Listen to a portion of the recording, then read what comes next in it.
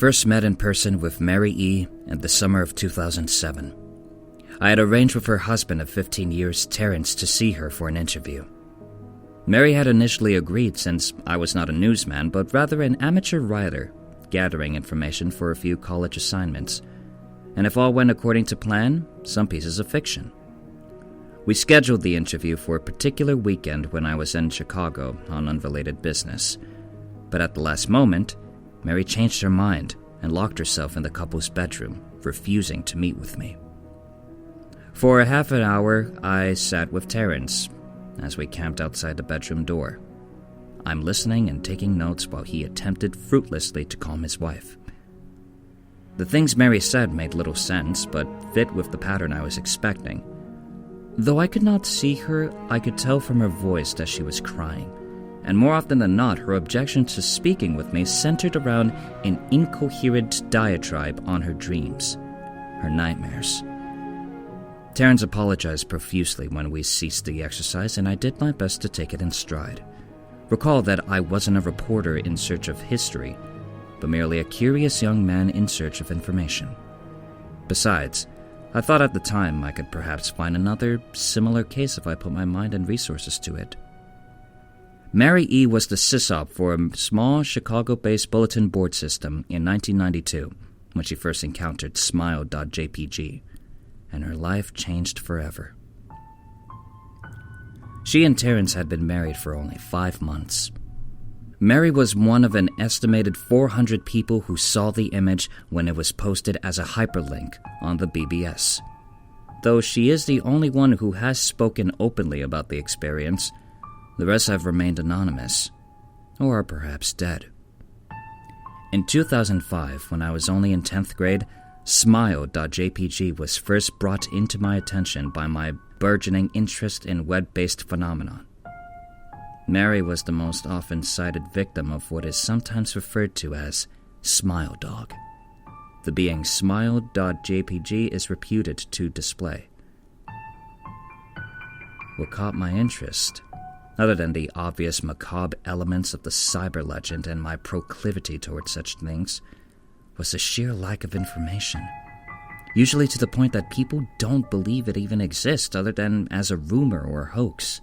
It is unique because though the entire phenomenon centers on a picture file, that file is nowhere to be found on the internet. Certainly many photo-manipulated simulacra litter the web, showing up with the most frequency on sites such as Imageboard 4chan, particularly the /x/focus paranormal suborb. But it is suspected these are fakes because they do not have the effect the true Smile.JPG is believed to have. Namely, sudden onset temporal lobe epilepsy and acute anxiety. This purported reaction in the viewer is one of the reasons the phantom-like Smile.JPG is regarded with such disdain, since it is patently absurd.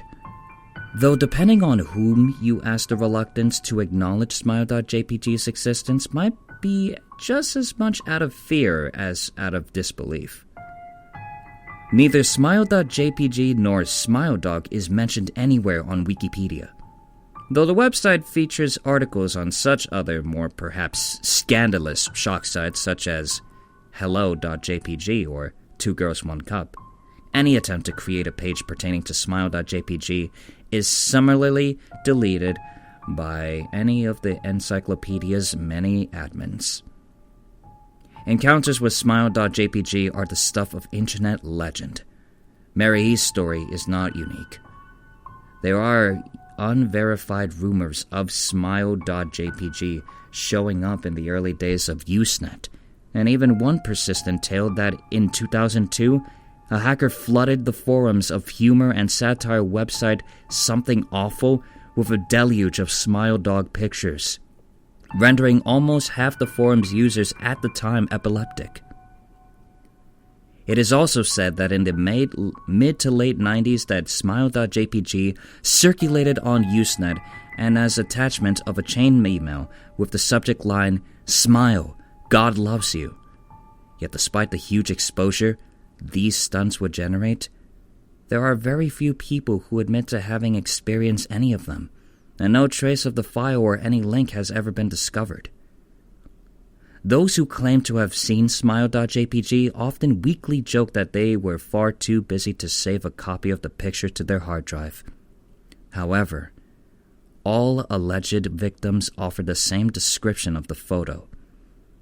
A dog-like creature, usually described as appearing similar to a Siberian husky, illuminated by the flash of the camera, sits in a dim room, the only background detail that is visible being a human hand extending from the darkness near the left side of the frame. The hand is empty, but is usually described as beckoning. Of course, most attention is given to the dog, or dog creature, as some victims are more certain than others about what they claim to have seen. The muzzle of the beast is reputedly split in a wide grin, revealing 2 rows of very white, very straight, very sharp, very human-looking teeth. This is, of course, not a description given immediately after viewing the picture, but rather a recollection of the victims who claim to have seen the picture endlessly repeated in their mind's eye during the times they are in reality having epileptic fits. These fits are reported to continue indeterminably, often while the victims sleep, resulting in very vivid and disturbing nightmares. These may be treated with medication, though in some cases it is more effective than others. Mary E., I assumed, was not on effective medication. That was why, after my visit to her apartment in 2007, I sent out feelers to several folklore and urban legend-oriented news groups, websites, and mailing lists, hoping to find a name of a supposed victim of Smile.JPG who felt more interested in talking about his experiences. For a time, nothing happened, and at length, I completely forgot about my pursuits, since I had begun my freshman year of college and was quite busy. Mary contacted me via email, however, near the beginning of March 2008. To JML. From Mary E. Subject, last summer's interview. Dear Mr. L., I am incredibly sorry about my behavior last summer when you came to interview me. I hope you understand that it is no fault of yours, but rather my own problems that led me to act out as I did.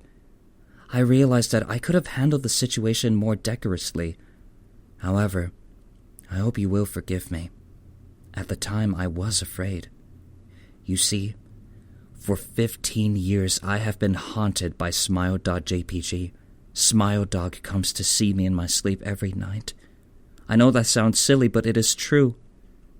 There is an ineffable quality about my dreams, my nightmares, that makes them completely unlike any real dreams I have ever had.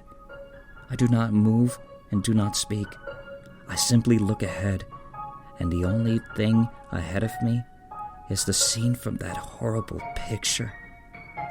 I see the beckoning hand, and I see Smile Dog. It talks to me. It is not a dog, of course, though I am not quite sure what it is really. It tells me it will leave me alone if only I do as it asks. All I must do, it says, is spread the word. That is how it phrases its demands. And I know exactly what it means. It means it wants me to show it to someone else. And I could. The week after my incident, I received in the mail a manila envelope with no return address.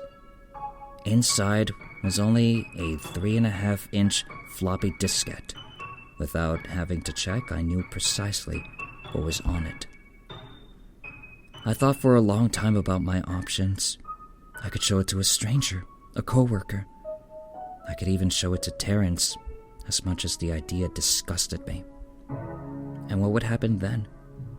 Well, if Smile Dog kept its word, I could sleep. If it lied, what would I do? And who was to say something worse would not come for me if I did as the creature asked? So I did nothing for 15 years. though I kept the diskette hidden amongst my things. Every night for 15 years, Smile Dog has come to me in my sleep and demanded that I spread the word. For 15 years, I have stood strong, though there have been hard times. Many of my fellow victims on the BBS board where I first encountered Smile.JPG stopped posting. I heard some of them committed suicide. Others remained completely silent, simply disappearing off the face of the web. They are the ones I'm worried about the most. I sincerely hope you will forgive me, Mr. L, but last summer, when you contacted me and my husband about an interview, I was near the breaking point.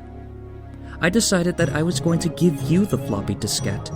I did not care if Smile Dog was lying or not. I wanted it to end. You were a stranger, someone I had no connection with.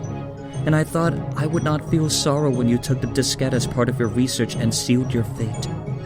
Before you arrived, I realized what I was doing. I was plotting to ruin your life.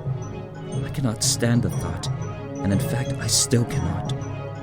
I am ashamed, Mr. L, and I hope this warning will dissuade you from further investigation of Smile.JPG.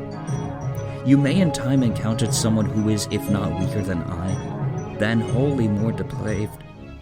Someone who will not hesitate to Smile Dog's orders. Stop while you are still whole. Sincerely, Mary E. Terrence contacted me later that month with the news that his wife had killed herself.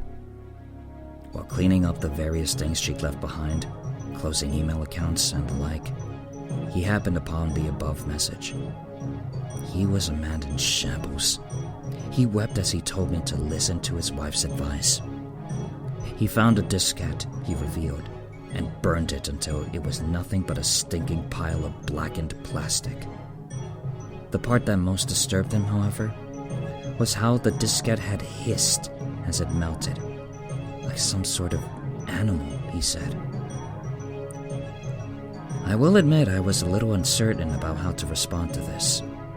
At first, I thought perhaps it was a joke, with the couple belatedly playing with the situation in order to get a rise out of me. A quick check of several Chicago newspapers' online obituaries, however, proved that Mary E. was indeed dead. There was, of course, no mention of suicide in the article.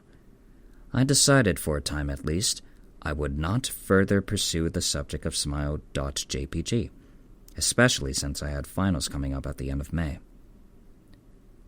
But the world has odd ways of testing us. Almost a full year after I returned from my disastrous interview with Mary E., I received another email. To JML. From Elsa Hero 82. Subject, Smile. Hello. I found your email address through a mailing list. Your profile said you were interested in Smile Dog. I have saw it. It is not as bad as everyone says. I have sent it to you here. Just spreading the word.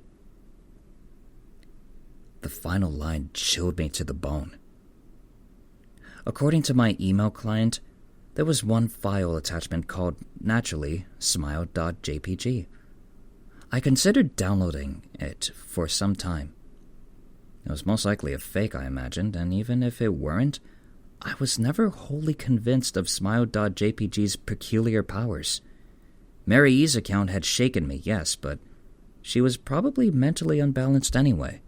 After all, how could a simple image do what Smile.JPG was said to accomplish? What sort of creature was it that could break one's mind with only the power of the eye? And if such things were patently absurd, then why did the legend exist at all?